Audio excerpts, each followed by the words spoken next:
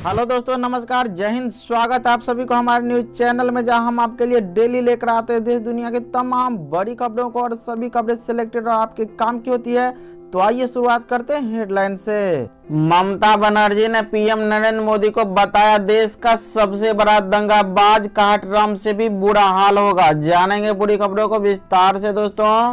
India gate के park में चलेगा ट्रैक्टर, होगी जुताई। राकेश टिकैत ने कहा तारीख तय करेगा संयुक्त मोर्चा। केंद्र ने कहा 60 से अधिक और 45 से अधिक उम्र के बीमार लोगों को 1 मार्च से लगेगा कोरोना का टीका। पतंजलि ने कोरोनिल को प्रमाणित करने के मामले में दी सफाई, का हर्षवर्धन ने नहीं किया समर्थन। घरेलू गैस सब्सिडी की राशि अब घर पर पहुंचाएगा डाकिया। मोटेरा स्टेडियम का नाम नरेंद्र मोदी स्टेडियम हुआ, जो दुनिया का सबसे बड़ा क्रिकेट ग्राउंड। प्रधानमंत्री श्री नरेंद्र मोदी ने कहा पीएम किसान योजना के 2 साल पूरे, आय दोगुनी करने के लिए हर कदम उठा रही सरकार। पंजाब में 1 मार्च से फिर से लगेंगी पाबंदियां, नाइट कर्फ्यू का अधिकारी यानी कि फिर से लगने जा रहा है लॉकडाउन। डिजिटल पेमेंट को बढ़ावा देने के लिए जल्द आ रहा है NUES, UPI को देगा टक्कर।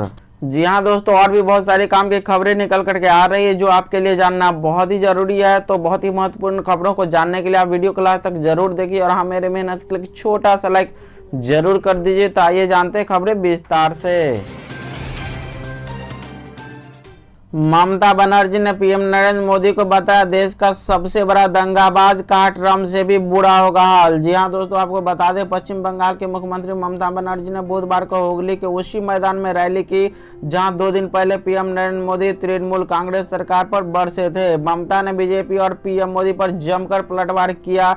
हालांकि इस दौरान दीदी इस कदर गुस्से में आए कि पीएम मोदी को देश का सबसे बड़ा दंगाबाज बता डाला और कहा कि उनका अंजाम डोनाल्ड ट्रम्प से भी बुरा होगा। साथ ही हुगली जिले के शाहगंज में रैली को संबोधित करते हुए ममता ने कहा कि मोदी और गृह मंत्री अमित शाह पूरे देश में झूठ और नफरत फैला रहे। उन्होंने कहा नरेंद्र मोदी देश के सबसे बड़ा दंगाबाज है। ट्रम्प के साथ जो हुआ उनके साथ उससे भी बुरा होगा। हिंसा से कुछ हासिल नहीं किया जा सकता है। इंडिया गेट पार्क में चलेगा ट्रैक्टर, होगी जुताई। राकेश टिकैत ने कहा तारीख तय करेगा संयुक्त मोर्चा। जी हां दोस्तों, आपको बता दें राकेश टिकैत ने सरकार को संसद घेरने की धमकी दी है। टिकैत ने मंगलवार को कहा कि अगर केंद्र सरकार ने कृषि कानून को वापस नहीं लिया तो इस बार आह्वान संसद घेरने का होगा और वहां 4 लाख नहीं 40 लाख ट्रैक्टर जाएंगे। किसान नेता ने कहा कि किसान इंडिया गेट के पास के पार्कों में जुताई करेगा और फसल भी उगाएगा। साथ ही कहा कि संसद को घेरने के लिए तारीख संयुक्त मोर्चा भी तय करेगा।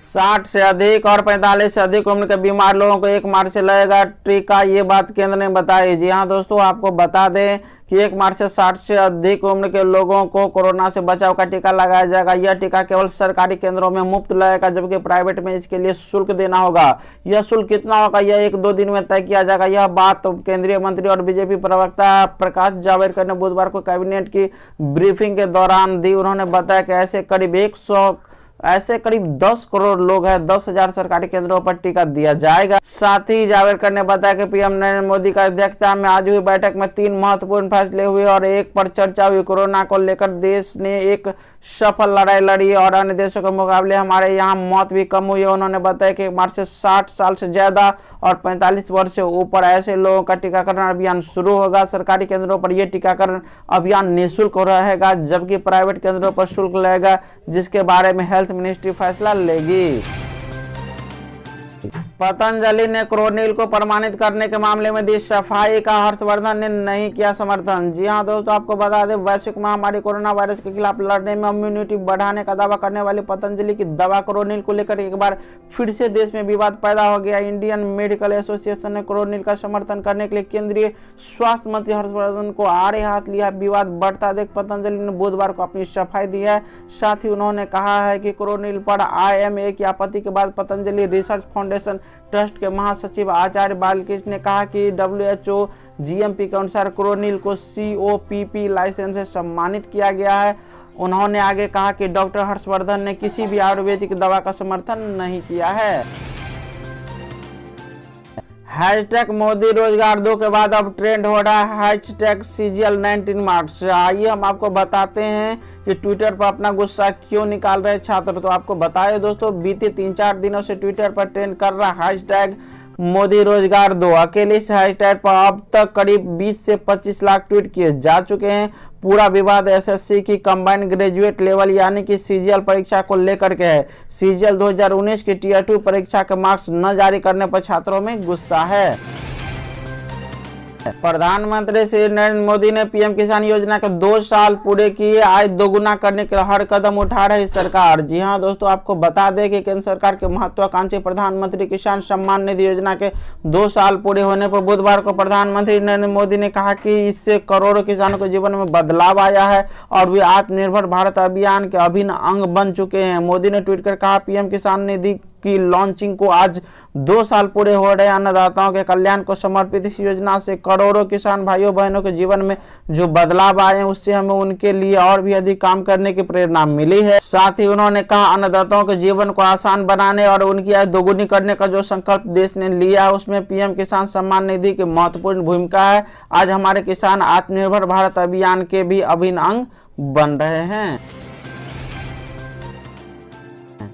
मोटेरा स्टेडियम का नाम नरेंद्र मोदी स्टेडियम हुआ। दुनिया का सबसे बड़ा क्रिकेट ग्राउंड है। जी हां दोस्तों, आपको बता दें, राष्ट्रपति रामनाथ कोविंद ने गुजरात के अहमदाबाद में नरेंद्र मोदी स्टेडियम का उद्घाटन किया। मोटेरा का ये स्टेडियम दुनिया का सबसे बड़ा क्रिकेट स्टेडियम है जिसमें 1,10,000 दर्शकों के बैठने की क्षमता है, जिसमें भारत और इंग्लैंड के 4 मैचों की टेस्ट सीरीज का तीसरा टेस्ट मैच खेला जा रहा है, जिसमें 112 रन बना करके इंग्लैंड की पूरी टीम ऑल आउट हो गई। PM नरेंद्र मोदी ने बताया क्यों निजीकरण पर जोर दे रही है सरकार। आप भी जानिए कि इसके पीछे क्या है तर्क। तो आपको बताएं दोस्तों, आज PM मोदी ने निजीकरण पर आयोजित वेबिनार में बताया कि निजीकरण क्यों जरूरी हो गया है। साथ ही उन्होंने बताया कैसे पब्लिक सेक्टर इंटरप्राइज से न केवल सरकार बल्कि देश को भी नुकसान हो रहा है। पब्लिक सेक्टर इंटरप्राइज को नुकसान से निकालने में करदाताओं का पैसा बर्बाद होता है। साथ ही पब्लिक सेक्टर इंटरप्राइज को सिर्फ इसीलिए नहीं चलाते रहना चाहिए कि वह कई सालों से चल रहा है या फिर उससे कई लोगों के पेट पल रहे हैं। पंजाब में 1 मार्च से फिर लगेगा लॉकडाउन, नाइट कर्फ्यू का अधिकार DC को। जी हां दोस्तों, आपको बताया, एक बार फिर से कोरोना के बढ़ते मामलों को देखते हुए पंजाब सरकार ने राज्य में नए दिशा निर्देश जारी कर दिए। इंडोर में 100 व आउटडोर में 200 से ज्यादा लोगों की भीड़ एकत्र नहीं हो पाएगी। यह फैसला 1 मार्च से लागू होगा। पंजाब के CM कैप्टन अमरिंदर सिंह ने कहा कि राज्य में कोरोना सैंपलिंग का लक्ष्य 30,000 प्रतिदिन कर दिया गया। मुख्यमंत्री ने कहा कि जरूरत पड़ने पर रात का कर्फ्यू भी लगाया जा सकता है, इसके लिए जिला उपायुक्त अधिकृत होंगे। उन्होंने माइक्रो कंटेनमेंट जोन बनाने के भी निर्देश दिए। मास्क पहनना व शारीरिक दूरी का पालन करना सुनिश्चित किया जाएगा। सभी रेस्टोरेंट व मैरिज पैलेस को विशेष दिशा निर्देश जारी किए जाएंगे। सिनेमा हॉल में भी लोगों की मौजूदगी को सीमित करने के लिए कहा गया है। रेलवे स्टेशनों पर डिस्पोजल कंबल और चादर बेचेगा रेलवे। जी हां दोस्तों, आपको बताया, रेल यात्रियों के लिए राहत भरी खबर है। अब उन्हें घर से चादर और कंबल लेकर के चलने की जरूरत नहीं पड़ेगी। स्टेशन पर ही बेडरोल मिल जाएगा। पूर्वोत्तर रेलवे प्रशासन ने स्टेशनों पर डिस्पोजल कंबल और चादर बेचने की तैयारी शुरू कर दी है। हालांकि इसके लिए यात्रियों का अतिरिक्त खर्च उठाना पड़ सकता है। रेलवे ने यह व्यवस्था निजी हाथों में सौंपी है। गोरखपुर जंक्शन पर डिस्पोजल बेडरोल बिक्री को लेकर के टेंडर की प्रक्रिया पूरी कर ली गई है। अब मार्च से यह सुविधा मिलनी शुरू हो जाएगी। बिक्री के लिए प्लेटफॉर्म नंबर 9 के अलावा 1 और 2 गेट पर काउंटर खोले जाएंगे। यात्री काउंटर पर अपने मन माफी कंबल या चादर खरीद सकेंगे। बेडरोल सेट के साथ यात्रियों को सैनिटाइजर और मास्क भी मिलेगा। रास्ते में उपयोग करने के बाद उसका निस्तारण कर देंगे। अगर उपयोग नहीं करते हैं तो घर भी लेकर जा सकते। बेडरोल का अलग अलग संभावित किराया निर्धारित कर दिया गया है। यदि इसके चार्ज की बात करें तो चादर, कंबल, तकिया व तौलिया का पूरा सेट लेने पर करीब 250 रुपये पड़ेंगे। सिर्फ चादर लेने पर देने होंगे 50 रुपये, सिर्फ कंबल लेने पर देने होंगे 100 रुपये, चादर के साथ तकिया लेने पर देने होंगे 100 रुपये, जबकि कंबल के साथ सिर्फ चादर लेने पर 200 रुपये चुकाने पड़ेंगे। डिजिटल पेमेंट को बढ़ावा देने के लिए जल्द आ रहा है NUES, जो UPI को देगा टक्कर। जी हाँ दोस्तों, देश में डिजिटल पेमेंट को बढ़ावा देने के लिए अमेजन, ICICI बैंक और एक्सिस बैंक एक साथ NPCI के विकल्प के रूप में सामने आ सकते हैं। यानी ये तीनों कंपनियां मिलकर नया NUES लाने का प्लान बना रही है। इस समय भारत में सबसे लोकप्रिय NPCI के द्वारा चलाया जा रहा है, जो UPI है। साथ ही आपको बताएं, इकोनॉमिक्स टाइम्स की खबरों के मुताबिक भारत में डिजिटल लेनदेन को संभालने के लिए पाइन लैब्स और बिलडेस्क के साथ 3 संस्थाओं ने मिलकर एक नई इकाई तैयार किया है, जिसका मुकाबला NPCI के साथ हो सकता है। आपको बता दें, इस समय सभी डिजिटल ट्रांजैक्शन NPCI के द्वारा ही हैंडल किए जाते हैं। घरेलू गैस सब्सिडी की राशि अब घर पर पहुंचाएगा डाकिया। जी हां दोस्तों, घरेलू गैस सिलेंडर पर मिलने वाली सब्सिडी की राशि अब डाक विभाग का कर्मचारी सीधे लोगों के घरों तक पहुंचाएगा। घर द्वार पर सब्सिडी की राशि लेने के लिए उपभोक्ताओं का खाता इंडिया पोस्टल पेमेंट बैंक में होना अनिवार्य है। अभी तक करीब 15 लाख लोगों के खाते इस बैंक के तहत खोले गए हैं। वर्तमान में प्रत्येक घरेलू गैस सिलेंडर पर 39 रुपये सब्सिडी मिल रही है। डाक विभाग मंडल हमीरपुर के प्रवर अधीक्षक RK चौधरी ने कहा कि जिन लोगों का खाता इंडियन पोस्टल पेमेंट बैंक में है और सब्सिडी घर द्वार पर चाहते हैं, तो वे डाके के माध्यम से इसे घर पर ले सकते हैं। गोल्ड प्राइस की बात करें तो सोना लुढ़ का, चांदी भी हुई नरम। जी हां दोस्तों, आपको बता दें कि सोने और चांदी की कीमतों में फिर से गिरावट हुई है। HDFC सिक्योरिटीज के अनुसार बुधवार का सोने का भाव 148 रुपये गिर करके 46,307 रुपये प्रति 10 ग्राम हो चुका है। मंगलवार को यह 46,435 रुपये प्रति 10 ग्राम पर बंद हुआ था। चांदी 886 रुपये लुढ़क कर 68,676 रुपये प्रति किलोग्राम हो गई है।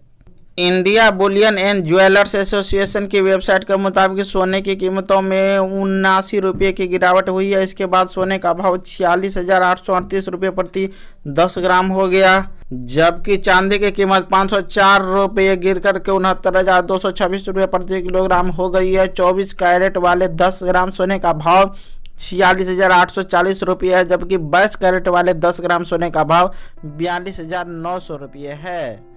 तो आज के न्यूज़ बुलेटिन को यहीं पर समाप्त करते हैं, फिर मिलते हैं नेक्स्ट वीडियो में। Bye bye.